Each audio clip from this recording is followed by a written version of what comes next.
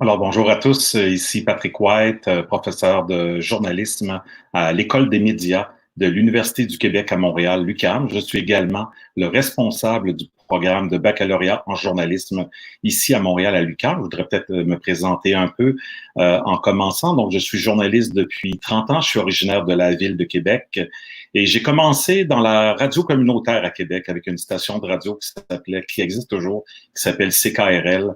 J'ai eu la chance de commencer très jeune à CTV News comme recherchiste et réalisateur à l'Assemblée nationale au Parlement de Québec en 1990, où j'ai été pendant 7 ans à couvrir l'actualité politique à Québec et ailleurs au pays, évidemment. J'ai été également correspondant de l'agence de presse Reuters de 1997 à 2004 et pigiste pour eux au Parlement de Québec de 93 à 97. Et ce que j'ai fait pour Reuters, correspondant parlementaire à l'Assemblée nationale, également journaliste à Londres et journaliste à Paris au service français de Reuters Paris.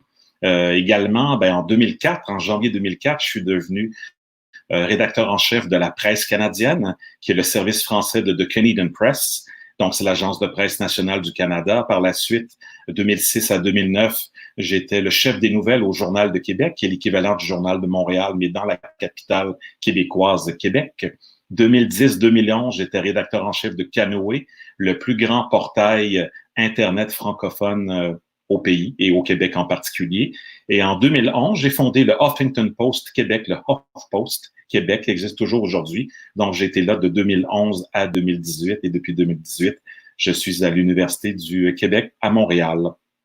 Alors, parlons de la crise des médias aujourd'hui. La crise des médias au Québec, au Canada, en Amérique du Nord, mais un peu partout dans le monde. Cette crise-là, cette crise des médias, on en parle depuis 30 ans, mais c'est pas un nouveau phénomène. La seule réalité qu'on connaît en ce moment, c'est que la crise des médias, elle est permanente. Mais elle a été également amplifiée par la COVID-19 avec évidemment la crise qui a commencé ici au Québec autour du 12-13 mars avec le confinement. Au Canada, on a les chiffres exacts de l'Association canadienne des journalistes. Juste pour les mois de mars et avril, il y a 135 médias canadiens qui ont fermé depuis le début de la pandémie, le 12 mars 2020. Donc, c'est une réalité très frappante. On parle de 2000 postes de journalistes qui ont été coupés en mars et en avril uniquement pour le Canada. Donc, beaucoup des journaux communautaires, des grands médias comme le Toronto Star.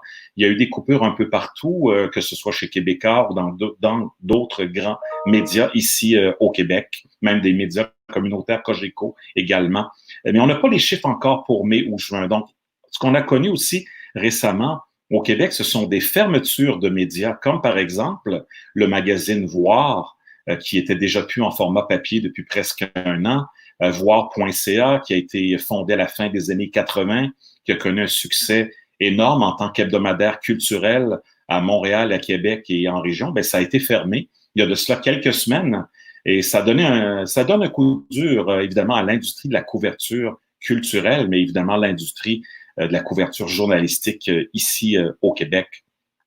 Donc, également des coups durs, on en a connu d'autres au Québec, comme par exemple la faillite l'an dernier, la protection de la faillite de groupe Capital Média. Ça, ce sont la moitié des journaux du Québec, 6 journaux qui étaient anciennement propriété de GESCA, une filiale de Power Corporation. Alors, on parle du journal Le Soleil à Québec, la Voix de l'Est de Granby, la Tribune de Sherbrooke, le Nouvelliste de Trois-Rivières, le Quotidien du Saguenay-Lac-Saint-Jean et le Droit d'Ottawa. Alors, cette entité-là n'existe plus aujourd'hui. Elle a été sauvée, entre autres, par le gouvernement du Québec et plusieurs investisseurs, actionnaires. Et aujourd'hui, c'est devenu une coopérative sans but lucratif.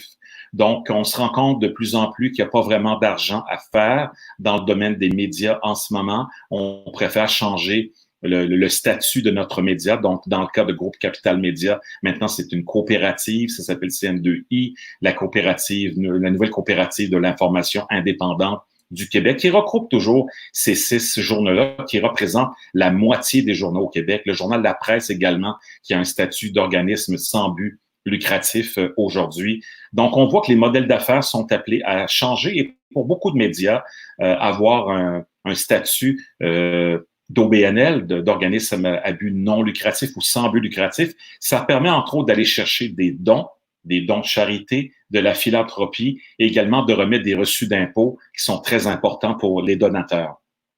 Il y a Vice Québec également qui a fermé dans les dernières années au Québec et qui avait fait son bout de chemin et sa place. Donc, il y a quand même une fragilité des médias québécois et c'est la même situation au Canada anglais, peu importe le type de médias, que ce soit la radio, la télé ou les journaux, même les sites Internet. Moi, j'étais au HuffPost Québec comme éditeur, rédacteur en chef. Mon poste a été aboli il y a 2 ans. Il y a eu énormément de compression budgétaire partout dans le réseau mondial du HuffPost, avec des fermetures du HuffPost en Allemagne et dans plusieurs pays, que ce soit l'Afrique du Sud, de l'Asie ou même en Amérique latine, au Mexique en particulier. Donc, il y a des modèles d'affaires qui fonctionnent bien au Québec, des belles histoires comme le journal Le Devoir, qui a un mur payant, un paywall depuis presque 20 ans, qui a un appui inconditionnel de ses lecteurs, qui font des dons réguliers, donc des campagnes d'abonnement, de dons, qui vont chercher plusieurs centaines de milliers de dollars à chaque année parce que les gens sont très attachés. Pourquoi? Parce que Le Devoir est le seul quotidien indépendant francophone qui reste au Québec, qui ne fait pas partie d'un groupe, un quotidien qui est très spécialisé dans la couverture culturelle, de la francophonie, de la vie politique au Québec, de l'économie également. Donc, Le Devoir qui existe depuis presque 110 ans ou un peu plus que 110 ans. Donc, un journal qui a fait sa marque et qui est très niché, quelques dizaines de milliers de copies et qui est très spécialisé dans son contenu également. Puis, il y a Radio-Canada, qui est le diffuseur public ici au Canada, autant en français qu'en anglais, qui tire son épingle du jeu avec un financement fédéral stable pour le moment et qui continue à faire des embauches. C'est quoi la situation aux États-Unis? C'est une bonne question. Aux États-Unis, il y a eu des dizaines de milliers de mises à pied depuis le début de la COVID-19. Des journaux qui ont cessé de publier, des mises à pied temporaires, même dans des villes comme Los Angeles, les principales banlieues ont perdu leurs journaux. Des mises à pied temporaires qui sont devenues permanentes dans les dernières semaines. Donc, personne n'a été épargné par la crise des médias, même les médias numériques comme Vice News aux États-Unis, BuzzFeed, Vox, HuffPost ou autres. Donc, ça touche tous les médias, pas uniquement les médias traditionnels. Et selon le décompte du New York Times, il y a 36 000 postes en journalisme qui ont été perdus aux États-Unis depuis le début de la COVID-19 à la mi-mars. Donc, une baisse de 23% du personnel dans les salles de rédaction aux États-Unis entre 2008 et 2019, si on analyse tous ces chiffres-là qui ont été compilés. Dans les journaux aux États-Unis, c'est une baisse de 53% du personnel depuis 2008 et il reste 2 chaînes de journaux qui sont en quasi-faillite, Gannett et McClatchy, qui contrôlent des centaines de journaux. Il y a quelques années, il y avait encore 1500 journaux aux États-Unis. C'est tout dire l'impact que ça peut avoir également sur l'agence de presse nationale américaine qui s'appelle AP, Associated Press. Alors, c'est quoi les causes de cette crise-là? La cause récente, disons, les causes structurelles, bien, essentiellement, c'est la baisse radicale des revenus publicitaires qui ont été absorbés au cours, à peu près, je dirais, des 7-8 dernières années par les GAFA, les Google, les Facebook, les Amazon, les Apple, les Microsoft et évidemment les Netflix de ce monde qui se développent et qui développent des bons contenus, mais qui vont chercher une très belle assiette publicitaire et qui se partagent la tape plus que jamais sans payer ou en payant très, très peu d'impôts au Canada, au Québec et dans le reste du monde. Juste au Québec, on parle de centaines de millions de dollars de revenus publicitaires pour Google ou Facebook. Les médias, je pense, aussi ont un peu mal estimé la force du web mobile sur les téléphones, à quel point tout le monde allait être connecté sur son téléphone en 2020. On l'avait mal estimé, mal compris autour de 2010. Aujourd'hui, près de 99% des jeunes lecteurs prennent leurs infos sur leur téléphone ou dans les médias sociaux. C'est vraiment ce qu'on appelle le web mobile ou les applications en particulier. Et il y a bien des sites d'information qui sont encore mal optimisés pour le mobile, par exemple. On a pensé beaucoup autour de 2012-2013 que la tablette électronique allait être la panacée, la solution pour tout et pour tous. Et évidemment, ça n'a pas fonctionné. Au journal La Presse, à Montréal, on a lancé La Presse Plus. On pensait que la tablette allait vraiment aller chercher des grands auditoires. Et à partir de janvier 2015, en Amérique du Nord et ailleurs dans le monde, on a commencé à voir une baisse de 15% des ventes des tablettes Et c'est comme ça depuis janvier 2015. Donc, la tablette, l'échec d'une stratégie, dans certains cas, la Presse Plus qui vraiment se focalise davantage maintenant sur son application iPhone, sur la presse.ca avec une application donc qui est responsive design, donc qui est optimisée pour les mobiles et peut-être des nouveaux contenus plus payants à l'avenir. Également, le Toronto Star qui a acheté l'application de la presse, ça n'a pas fonctionné. Un an après, Toronto Star a dû arrêter ce projet-là, une perte de 25 millions de dollars, et le Montreal Gazette et les journaux Post Media également qui ont essayé de lancer des applications tablettes et ça n'a pas fonctionné. Donc, c'est pas rentable. Une autre raison de la crise, c'est que le marché est segmenté plus que jamais. Les nouvelles sont de plus en plus spécialisées, que ce soit les sports électroniques, l'environnement, la finance, l'art de vivre, le curling, peu importe. Et cette surabondance d'informations-là a amené également une perte de sens chez les lecteurs qui sont un peu perdus dans cette surabondance d'informations-là. Et ça rend le rôle du journaliste encore plus important aujourd'hui pour faire le tri des informations. Mais je crois beaucoup à la spécialisation des contenus en information. Alors, avant de terminer et de prendre vos questions, je voudrais peut-être parler des solutions en vue pour atténuer la crise des médias ou passer à travers la crise. Évidemment, dans le cas du Québec et du Canada, il y a l'aide fédérale aux médias et l'aide provinciale aux médias. Dans le cas du Québec, il y a 250 millions de dollars sur 5 ans en crédit d'impôt sur la masse salariale qui ont commencé à être donnés l'an dernier. Et ça, c'est rétroactif au 1er janvier 2019. Et ça a aidé le Devoir, par exemple, cette année, l'an dernier, à faire un surplus de 1,6 million de dollars du jamais vu. Alors, tous les médias québécois qui ont une couverture d'informations politiques ont accès à ces subventions. Dans le cas du gouvernement fédéral, c'est 600 millions de dollars sur 5 ans. Ça fait 2 ans qu'on attend l'argent et le gouvernement fédéral canadien n'a toujours pas livré la marchandise. On attend toujours les détails du programme. Il n'y a aucun sou qui a été donné en crédit d'impôt, encore une fois, sur la masse salariale. Et ça inquiète énormément les éditeurs de journaux et de médias numériques un peu partout au Québec et dans le reste du Canada. Donc, un retard qui choque beaucoup de monde, mais on attend des annonces plus précises. Il y a un comité en ce moment qui étudie les critères du programme, qui peut y avoir accès. Et on présume que cet automne, normalement, les médias y auraient accès, en espérant pas que ça attende en 2021, parce qu'il va peut-être être trop tard pour un certain nombre de médias. Et ça, on peut pas le cacher, malheureusement. Alors, les autres solutions, il faut faire payer les gens pour les contenus. On appelle ça la monétisation des contenus, que ce soit un mur payant comme les paywalls, que ce soit des abonnements à la pièce ou complet, un partage de revenus avec Apple News. C'est ce que le journal Le Devoir a annoncé cette semaine. C'est ce que plein de journaux américains font déjà en France également. Des partages de revenus avec Facebook vont devoir être discutés très sérieusement pour assurer la pérennité des médias. Il y a des ententes de partage de revenus avec Google News également, des financements de Google News et de Facebook qui vont être les bienvenus. C'est pas assez en ce moment, mais ça va devoir augmenter pour assurer une certaine équité entre les médias et les géants technologiques qui pourraient être démantelés éventuellement par le gouvernement américain. On parle beaucoup de lois antitrust aux États-Unis pour démanteler les Twitter et Facebook de ce monde. Alors moi, ce que je propose aujourd'hui, c'était de créer un panier bleu des médias québécois où on pourrait pour 30 ou 25 ou 35 dollars par mois avoir accès à tous les médias québécois à l'intérieur d'un forfait et l'argent serait repartagé entre tous et toutes. Également, des pistes de solutions, évidemment, la philanthropie, qui est pas très forte dans la culture francophone, mais qui est très puissante dans la culture anglo-saxonne. Alors, la philanthropie qui commence tranquillement au Québec, mais c'est pas encore très développé, malheureusement. Et les dons des membres. Vous aimez un média, pourquoi pas un petit 5 $, un 20 $, un 50 $ quelquefois dans l'année. Ensuite de ça, il faut penser vraiment à diversifier les produits pour les médias ici au Québec, au Canada et ailleurs dans le monde. Développer des infolettes spécialisées, envoyer des alertes sur les téléphones, développer des podcasts qu'on appelle des balados en français, des contenus vidéo courts et longs, produire des documentaires, organiser des événements, des conférences et évidemment faire davantage de contenu de marque qui remplace tranquillement les revenus publicitaires qui sont de plus en plus faméliques. Et évidemment, qu'est-ce que les gens veulent?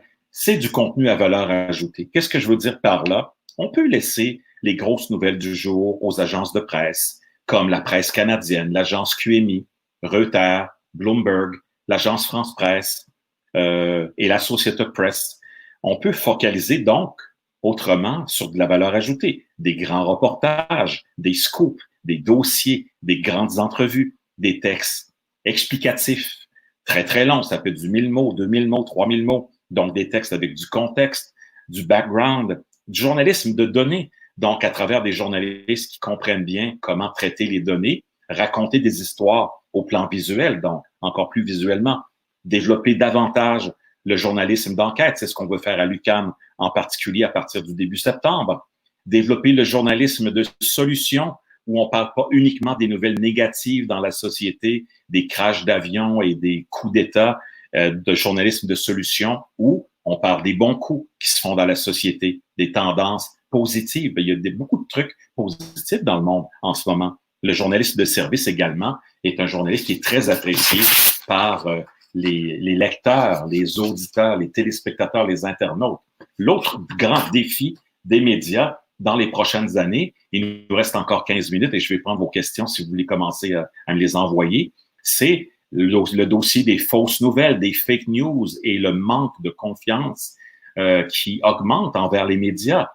On veut combattre le cynisme avec la vérification des faits, le fact-checking et vraiment, il faut que les médias reconnectent avec leurs audiences, avec les jeunes en particulier et on me demande quel est votre conseil pour un jeune qui désire faire une carrière dans les médias?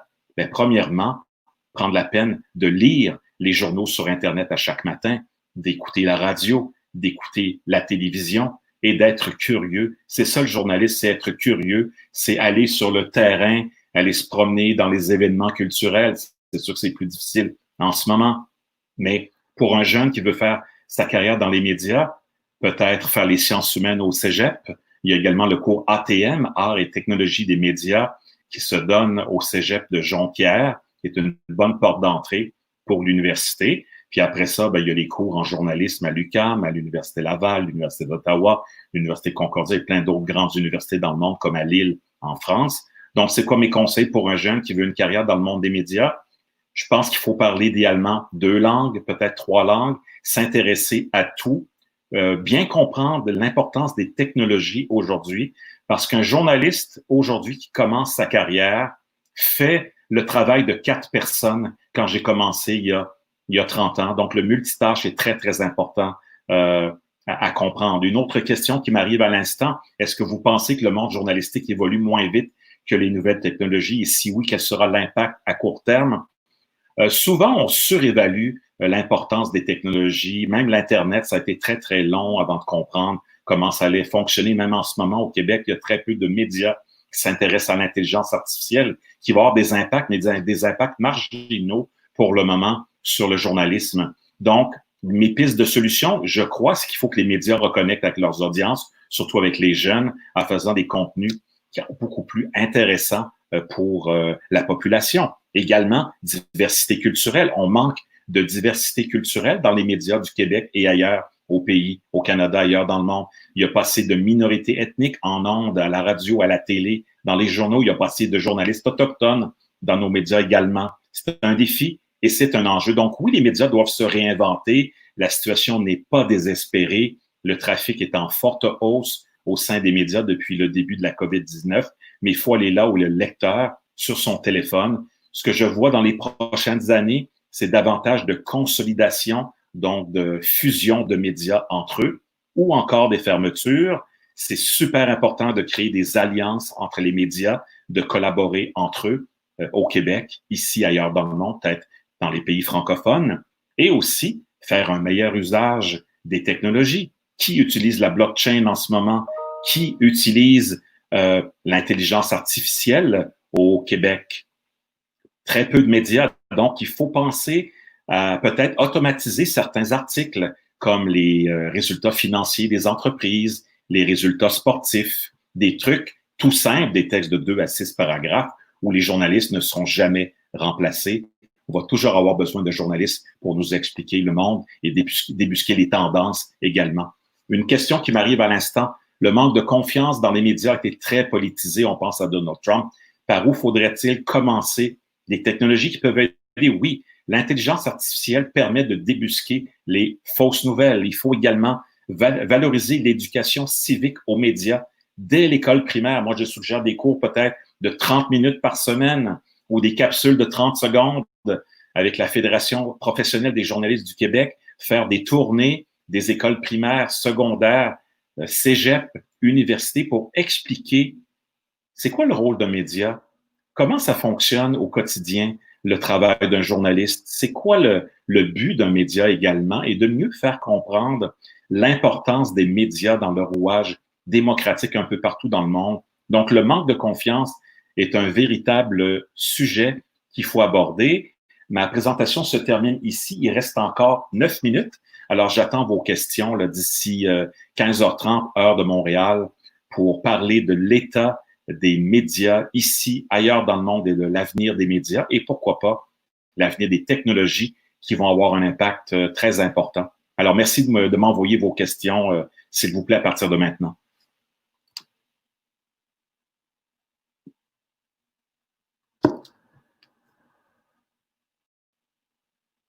Est-ce qu'il y a des questions?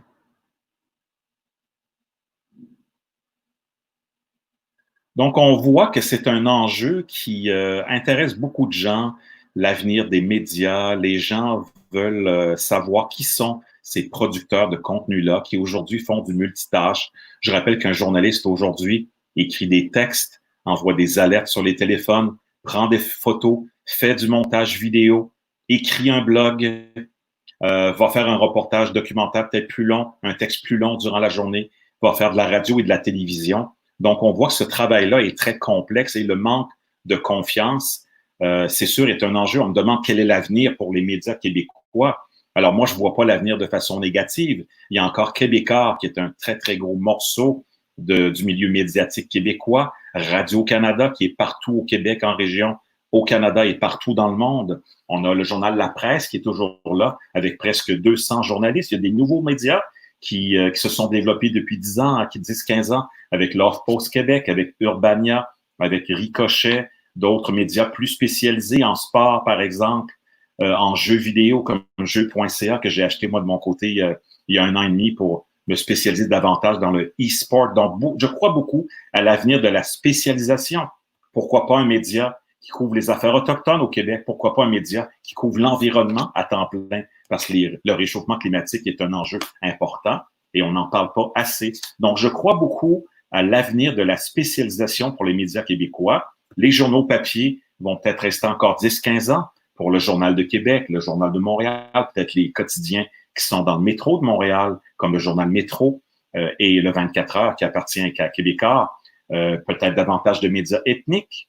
Quel avenir pour The Montreal Gazette, je ne sais pas, mais si un jour The Gazette a des soucis financiers, ça pourrait être intéressant d'avoir d'autres médias anglophones au Québec pour couvrir cette population-là qui représente près d'1 million de personnes au Québec. Donc, j'attends toujours vos questions. Il nous reste environ 7 minutes avant la fin de la conférence aujourd'hui. Je rappelle que je m'appelle Patrick White, professeur de journalisme à l'École des médias de l'UQAM, qui est l'Université du Québec à Montréal. Je suis également le responsable du programme de baccalauréat en journalisme à l'UQAM, qui existe depuis près de 25 ans maintenant. Alors, une question qui arrive à l'instant. Que pensez-vous des journaux gratuits comme Métro? Alors, c'est très important d'avoir des journaux dans le métro. Beaucoup de gens qui prennent le métro, qui peut-être sont pas abonnés à des quotidiens payants. Alors, c'est un accès à l'information locale, à l'information internationale. Il y a des annonces de la STM dedans également. Donc, ça fait un tour d'horizon de l'actualité en 10, 15, 20 minutes. On est captif dans le métro et beaucoup de contenus très, très locaux. Donc, je crois beaucoup à l'avenir des contenus locaux et hyper locaux. Et je pense que les journaux gratuits comme Métro et le 24 heures ont encore un bel avenir parce que les gens sont confinés dans le métro et dans l'autobus pendant 10, 15, 20, 25 minutes. Et donc, ça leur permet d'avoir une assiette publicitaire qui est un peu plus stable, même si c'est difficile pour tout le monde. Il reste environ 6 minutes, les amis. Et si vous avez des questions en anglais, if you have questions in English, you're more than welcome to ask questions. Oui, alors on me dit c'est très résumé comme information, les journaux gratuits, oui, mais les gens ont aussi besoin d'avoir des trucs à grignoter, comme on dit. Donc, en quelques minutes, on a un tour d'horizon très rapide. On connaît les grosses nouvelles de la veille. Le désavantage des journaux gratuits, si on ne va pas sur leur site Internet, c'est que c'est les nouvelles d'hier.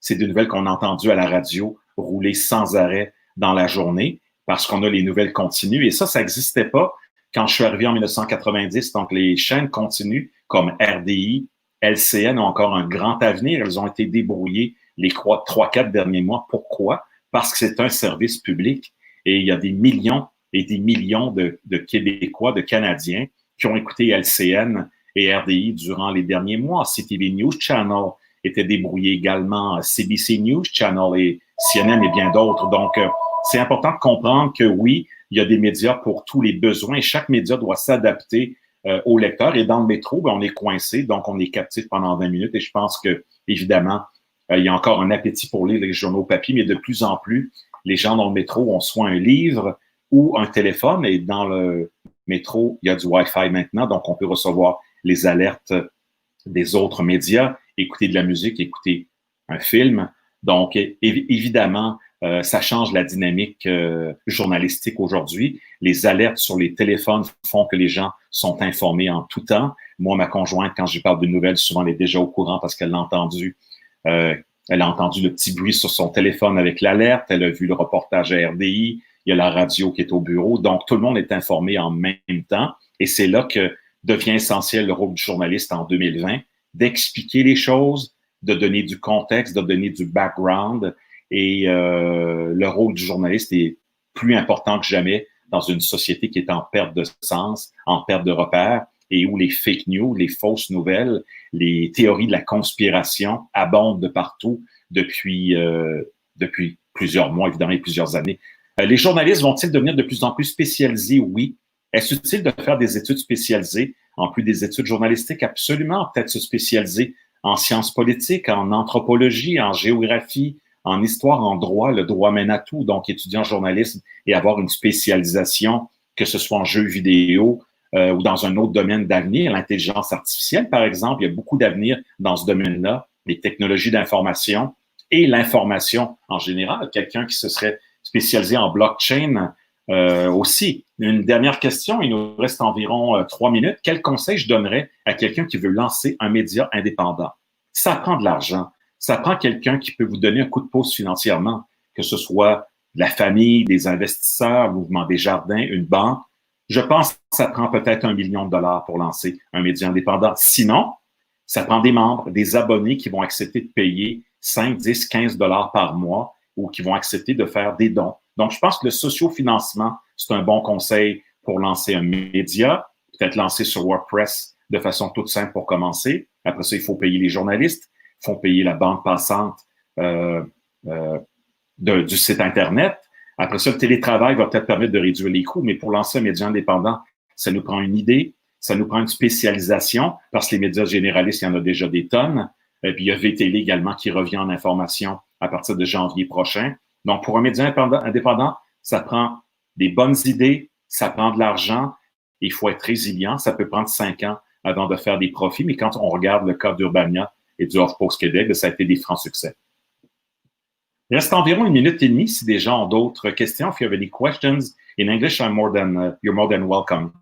On dit, dernière question, j'ai lu que certaines personnes avaient repris le concept de la séparation des pouvoirs démocratiques en identifiant les médias comme un 4e pouvoir. Est-ce qu'il y a lieu de repenser la société? Oui, évidemment, les médias sociaux deviennent peut-être un 5e pouvoir aujourd'hui. On le voit avec l'histoire de Marie-Pierre Morin et Safia Nolin. C'est comme un tribunal public, donc il y a un enjeu démocratique très, très important. Alors, repenser la société, oui, pour une société plus verte, une société plus responsable, plus morale. Et il reste environ 1 minute pour répondre à vos questions. Mais oui, il faut réinventer les médias. Et je pense que l'opportunité est là. On est dans une société de post-vérité, de post-COVID-19. Et évidemment, repenser cette société-là, ça se fait ensemble. Et je le disais tout à l'heure, créer des alliances, collaborer ensemble. Et si vous avez des idées, bien, vous pouvez m'écrire à white.patrick@ucam.ca. Sur Twitter, c'est patwhite70. Et je vous souhaite une bonne journée. Merci d'avoir été là. C'est très apprécié. Et à la prochaine. Merci pour l'invitation aujourd'hui.